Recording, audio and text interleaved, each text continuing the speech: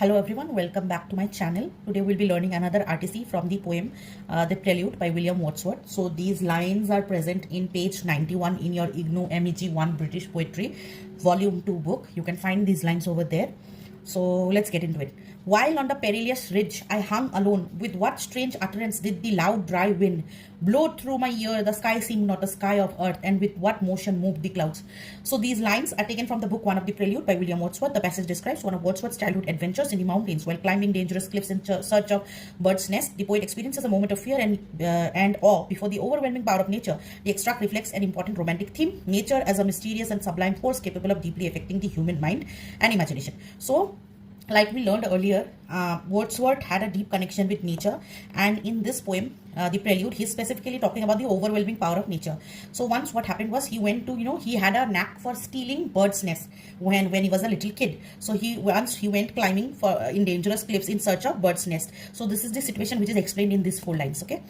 So the first line, while on the perilous ridge I hung alone. The poet recalls a dangerous moment when he was clinging alone to a narrow mountain ridge. The word perilous suggests great danger, emphasizing the risky nature of the adventure. His isolation heightens this intensity of the experience.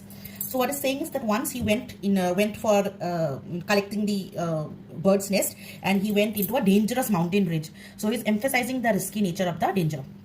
Then what it's saying is, with what strange utterance did the loud dry wind blow through my ear? As he hangs there, the strong mountain wind rushes past him with a strange and frightening sound. Wordsworth described the wind almost like a supernatural voice or utterance. The experience is so intense that nature seems alive and communicative.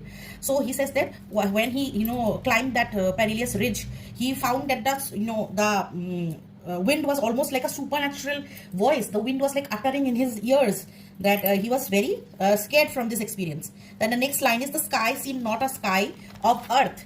So at that terrifying height, the familiar world appears transformed. The sky no longer seems like the ordinary sky of the earthly world. It appears alien, vast, and unearthly. This suggests the poet's entry into an extraordinary psychological and spiritual experience.